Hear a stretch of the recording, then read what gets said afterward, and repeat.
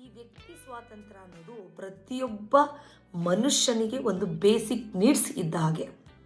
ಪ್ರತಿಯೊಬ್ಬ ಮನುಷ್ಯನಿಗೂ, ಪ್ರತಿಯೊಬ್ಬ ವ್ಯಕ್ತಿಗೂ, ಒಂದು ಮಗುವಿಗೂ, ಒಂದು ವಯಸ್ಸಾದವ್ರಿಗೂ ಕೂಡ, ಪ್ರತಿಯೊಂದು ಜೀವಿಗೂ ಕೂಡ ಅದರದೇ ಆದ ಒಂದು ಸ್ವಾತಂತ್ರ್ಯ ಅನ್ನೋದು, ಇಂಡಿವಿಜುವಲ್ ಸ್ವಾತಂತ್ರ್ಯ ಅನ್ನೋದು ಇರಲೇಬೇಕು, ಮಸ್ಟ್ ಆ್ಯಂಡ್ ಶುಡ್.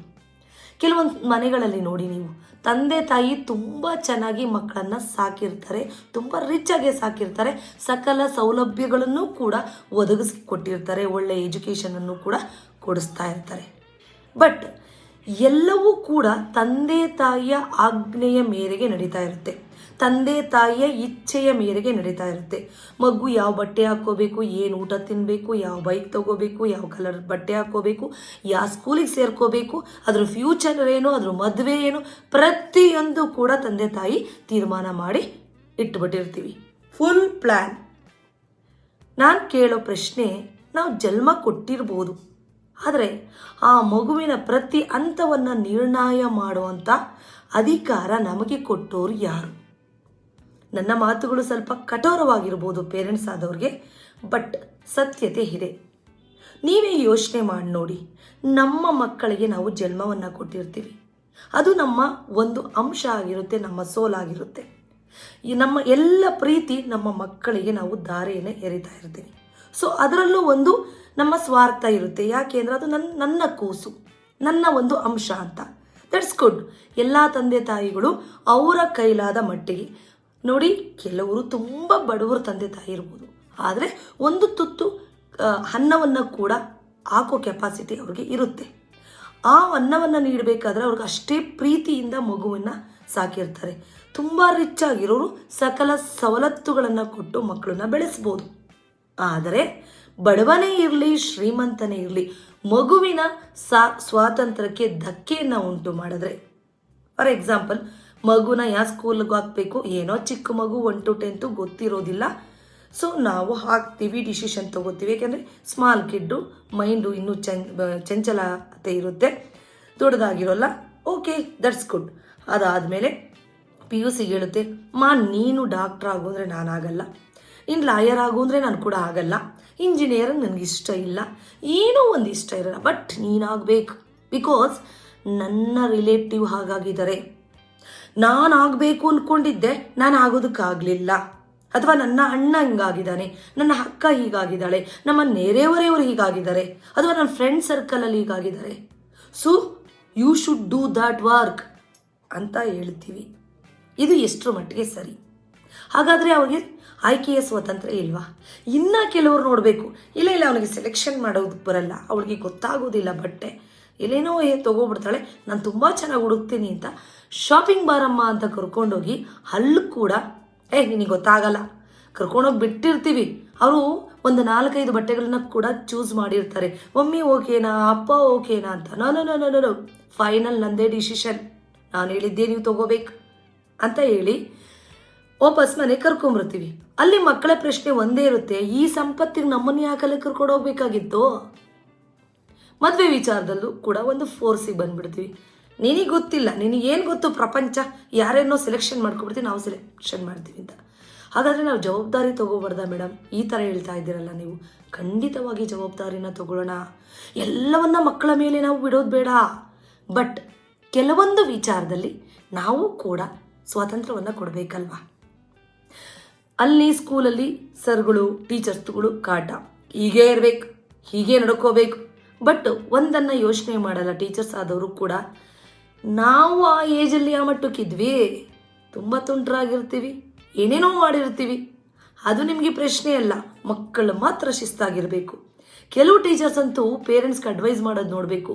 ನೋಡಿ, ಆ ಮಗು ಸರಿ ಇಲ್ಲ, ಆ ಮಗು ಜೊತೆ ಈ ಮಗು ಸೇರ್ತಾ ಇದೆ, ಯಾವ ಮಕ್ಕಳು ಸರಿ ಇರಲ್ಲ, ಯಾವ ಮಕ್ಕಳು ಸರಿ ಇರ್ತವೆ ಅಂತ ಹೆಂಗೆ ಜಡ್ಜ್ ಮಾಡ್ತೀರಾ?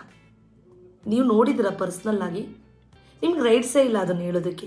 ಸೊ ಈ ರೀತಿಯೆಲ್ಲ ಕೆಲವು ಪೇರೆಂಟ್ಸ್ ಕಡೆಯಿಂದ ತುಂಬ ಒತ್ತಡಗಳು ಮಕ್ಕಳ ಮೇಲೆ ಬಿದ್ದಾಗ ಅವರೆಲ್ಲ ದೇ ಕಮಿಟೆಡ್ ಸೂಸೈಡ್. ನಮಗೆ ಸ್ವತಂತ್ರ ಇಲ್ಲದ ಬದುಕು ಅವ್ರಿಗೆ ಉಸಿರುಗಟ್ಟಿಸ್ತಾ ಇರುತ್ತೆ.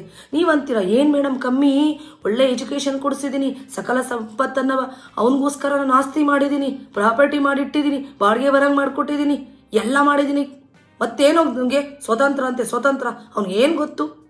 ಕರೆಕ್ಟ್. ಇವೆಲ್ಲ ಏನಕ್ಕೆ ಮಾಡ್ತೀವಿ? ನಮ್ಮ ಮಗು ಚೆನ್ನಾಗಿರಲಿ ಅಂತ. ಬಟ್ ಮಗುಗೆ ಬದುಕೋ ಹಕ್ಕನ್ನು ಕೊಟ್ಟಿಲ್ಲ, ಸ್ವಾತಂತ್ರ್ಯವನ್ನು ಕೊಟ್ಟಿಲ್ಲ ಅಂದರೆ ಆ ಮಕ್ಕಳು ಬದುಕೋದಾದರೂ ಹೇಗೆ? ನೀವೇ ಯೋಚನೆ ಮಾಡಿ. ನಾವು ಮಕ್ಕಳಾಗಿದ್ದಾಗ ನಮ್ಮ ತಂದೆ ತಾಯಿ ನಮಗೆ ಯಾವುದೋ ಒಂದು ಸವಲತ್ತನ್ನು ಕೊಟ್ಟಿರೋದಿಲ್ಲ. ಅಂದರೆ ಒಂದು ಒಳ್ಳೆ ಬಟ್ಟೆ ಇರೋದಿಲ್ಲ, ಓದೋಕ್ಕೆ ಒಳ್ಳೆ ಸ್ಕೂಲ್ ಇರೋದಿಲ್ಲ, ಏನೂ ಇರೋದಿಲ್ಲ. ಹಾಗಾಗಿ ನಾವು ಕಷ್ಟದಿಂದ ಮೇಲಕ್ಕೆ ಬಂದಿರ್ತೀವಿ, ಒಂದು ಸಾಧನೆ ಮಾಡಿರ್ತೀವಿ. ಸೊ ನಮ್ಮ ಮಕ್ಕಳು ನಮ್ಮ ಕಷ್ಟಪಡಬಾರ್ದು ಅಂದ್ಬಿಟ್ಟು ನಾವು ಕಷ್ಟನೇ ತೋರಿಸಲ್ಲ, ಬರೀ ಸುಖವನ್ನು ತೋರಿಸ್ಬಿಡ್ತೀವಿ. ಅದಾದಮೇಲೆ ಏನಂತ ಎಕ್ಸ್ಪೆಕ್ಟ್ ಮಾಡ್ತೀವಿ? ನೀನು ಶಿಸ್ತೇ ಕಲ್ತಿಲ್ಲ ಅಂತ. ಶಿಸ್ತು ಕಲಿಬೇಕು ಅಂದರೆ ಫಸ್ಟು ಕಷ್ಟ ತೋರಿಸ್ಬೇಕು ಅಲ್ವಾ? ಡಿಮ್ಯಾಂಡಿಂಗ್ ಇರಬೇಕು. ನನಗೆ ಬೇಕು ಕೊಡಮ್ಮ, ಕೊಡಪ್ಪ ಅಂತ ಅವ್ರು ಕೇಳಬೇಕು. ಆವಾಗ ಎಲ್ಲಿ ಬೇಡಿಕೆ ಹೆಚ್ಚಾಗುತ್ತೋ ಅದ್ರ ವ್ಯಾಲ್ಯೂ ಜಾಸ್ತಿ ಆಗುತ್ತೆ. ನಾವೇನು ಮಾಡ್ತೀವಿ? ಅವ್ರು ಕೇಳೋಕ್ಕೆ ಮುಂಚೆನೇ ಎಲ್ಲವನ್ನ ಕೊಡಿಸ್ಬಿಡ್ತೀವಿ ಅಲ್ವಾ? ಅವಾಗ ಏನಾಗುತ್ತೆ? ಅವ್ರಿಗೆ ವ್ಯಾಲ್ಯೂಸ್ ಗೊತ್ತಾಗೋದಿಲ್ಲ. ಹಾಗಾಗಿ ಅಯ್ಯೋ ಹೋಗಮ್ಮ, ಯಾಕೆ ಓದಬೇಕು, ಅಯ್ಯೋ ನಾನು ಜಾಬ್ ತೊಗೊಂಡು ಏನು ಮಾಡಬೇಕು, ನೀನೇ ಹೇಳೋದಲ್ಲ ಪ್ರಾಪರ್ಟಿ ಇದೆ ಅಂತ, ಅದೇ ಸಾಕಲ್ವಾ? ಈ ಮನಸ್ಥಿತಿಗೆ ಮಕ್ಕಳು ಬಂದು ಬಿಡ್ತಾರೆ. ಅಂದರೆ ಕೊರತೆಯನ್ನು ನಾವು ಕೊಡೋದಿಲ್ಲ, ಅಲ್ಲಿ ನಾವು ಎಡವ್ತಾ ಇದ್ದೀವಿ. ಅದನ್ನು ಯೋಚನೆ ಮಾಡೋದು ಬಿಟ್ಬಿಟ್ಟು ಮಕ್ಕಳು ಸ್ವಾತಂತ್ರ್ಯವನ್ನು ಕಿತ್ಕೊಂಡ್ಬಿಡ್ತೀವಿ. ಇದು ಒಂದು ಕಡೆ ಆದರೆ ಮಕ್ಕಳಿಗೂ ಕೂಡ ಕೆಲವು ಅಡ್ವೈಸ್ ಇದೆ. ಅಪ್ಪ ಅಮ್ಮ ಕೆಲವರು ತುಂಬ ಸೋಷಿಯಲಾಗಿ ಎಂಜಾಯ್ ಮಾಡಲಿ ಮಕ್ಕಳು ಅಂತ ಹೇಳ್ಬಿಟ್ಟು ಫ್ರೀಡಮ್ ಕೊಟ್ಟುಬಿಡ್ತಾರೆ.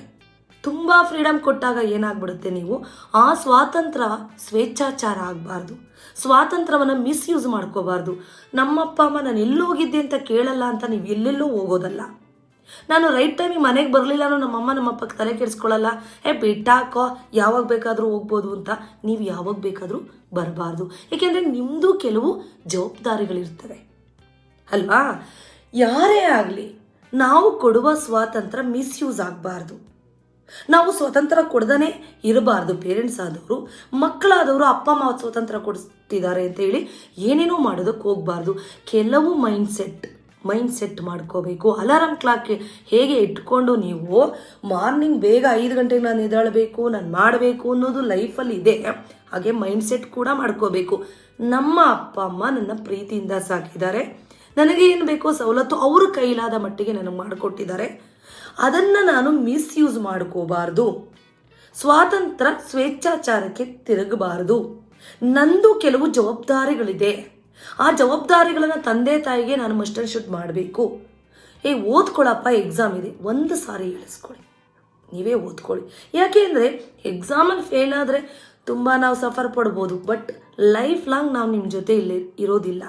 ಸೊ ನೀವು ಸೆಟಲ್ ಆಗಲಿ ಅನ್ನೋ ಕೇರಿಂಗ್ ನೇಚರು ತಂದೆ ತಾಯಿಗಿರುತ್ತೆ. ಆ ಕೇರಿಂಗು ನಿಮಗೆ ಇರಿಟೇಷನ್ನು, ಹೆಡ್ಡೇಕು ಮತ್ತು ಏನೋ ಟಾರ್ಚರ್ ಕೊಡ್ತಾ ಇದ್ದಾರೆ ಅನ್ನೋದಾಗಬಾರ್ದು. ಹಾಗಾಗಿ ತಂದೆ ತಾಯಿ ಮತ್ತು ಮಕ್ಕಳಿಬ್ಬರಿಗೂ ನನ್ನ ಕಡೆಯಿಂದ ಸ್ಪೆಷಲ್ ರಿಕ್ವೆಸ್ಟ್ ಏನು ಅಂದರೆ, ಕೆಲವು ಸ್ವಾತಂತ್ರ್ಯಗಳನ್ನು ಪೇರೆಂಟ್ಸ್ ಆದವರು ಕೊಡಿ. ಇಲ್ಲ ಅಂದರೆ ನೀವು ಎಷ್ಟೇ ಏನೇ ಮಾಡಿದರೂ ಕೂಡ ನಿಮ್ಮ ಮಕ್ಕಳಿಗೆ ನುಂಗಲಾರದ ತುತ್ತಾಗ್ಬಿಡುತ್ತೆ. ಪಂಜರದಲ್ಲಿ ಇಟ್ಟಿರುವಂತಹ ಗಿಳಿ ಪ್ರೀತಿಯಿಂದ ಸಾಕಿದ್ರೆ ಅದು ಪಂಜರದಲ್ಲೇ ಇರುತ್ತೆ ಅಲ್ವಾ? ಹಾಗೆ ಮಕ್ಕಳು ಕೂಡ ಅಪ್ಪ ಅಮ್ಮ ಸ್ವತಂತ್ರ ಕೊಟ್ಟಿದ್ದಾರೆ ಅಂತ ಅವ್ರಿಗೆ ನೋವು ಕೊಡೋದಲ್ಲ. ನಿಮ್ಮದೇ ಆದ ಕೆಲವು ರೆಸ್ಪಾನ್ಸಿಬಿಲಿಟಿಗಳನ್ನು ನೀವು ಮನದಟ್ಟು ಮಾಡಿಕೊಂಡ್ರೆ ಯಾವುದೇ ಕಾರಣಕ್ಕೂ ತಪ್ಪು ಮಾಡಲ್ಲ, ಏಳಿಸ್ಕೊಳ್ಳೋದಕ್ಕೆ ಹೋಗಲ್ಲ. ಯಾಕೆಂದರೆ ಸೆಕೆಂಡ್ PUC ಆಫ್ಟರ್ ಆದಂತಹ ಬೆಳೆದಂತಹ ಯುವಕ ಯುವತಿಯರಿಗೆ ನನ್ನ ಕಡೆಯಿಂದ ಅಡ್ವೈಸ್ ಅಂದರೆ ಬಿ ಕೇರ್ಫುಲ್ ಆ್ಯಂಡ್ ನಿಮಗೆ ಪೇರೆಂಟ್ಸ್ ಕೊಡೋ ಸ್ವಾತಂತ್ರ್ಯವನ್ನು ಸ್ವೇಚ್ಛಾಚಾರ ಆಗಿ ಮಾಡ್ಕೋಬೇಡಿ. ತಂದೆ ತಾಯಿಯೂ ಅಷ್ಟೇ ಮಕ್ಕಳೊಂದಿಗೆ ಎಷ್ಟು ಬೇಕೋ ಅಷ್ಟು ಸ್ವಾತಂತ್ರ್ಯವನ್ನು ಕೊಟ್ಟು ಅನ್ಯೋನ್ಯವಾಗಿರೋದನ್ನ ಕಲ್ತ್ಕೊಳ್ಳಿ. ಆಗ ಈ ಕುಟುಂಬಗಳಲ್ಲಿ ಮಕ್ಕಳ ಆತ್ಮಹತ್ಯೆ ಕಡಿಮೆ ಆಗುತ್ತೆ. ಮಕ್ಕಳಿಂದ ಯಾರು ನೋವನ್ನು ಅನುಭವಿಸ್ತಾ ಇದ್ದಾರೆ, ನನ್ನ ಮಗ ಹಾಳಾಗೋಗ್ಬಿಟ್ಟ ಬಿಡಿ, ನನ್ನ ಮಗಳು ಸರಿ ಇಲ್ಲ, ತುಂಬ ನೋವಾಗ್ತಿದೆ, ಈ ಸೀನ್ ಯಾವುದೂ ಬರಲ್ಲ, ನನ್ನ ಮಗಳು ಓಕೆ, ನನ್ನ ಮಗ ಓಕೆ ಅನ್ನೋ ಮಟ್ಟಕ್ಕೆ ಆಗ್ತೀರಾ. ಒಂದು ಬಾರಿ ಯೋಚನೆ ಮಾಡಿ ಸಬ್ಸ್ಕ್ರೈಬ್ ಮಾಡ್ಕೊಳ್ಳೋದನ್ನ ಮರಿಬೇಡಿ.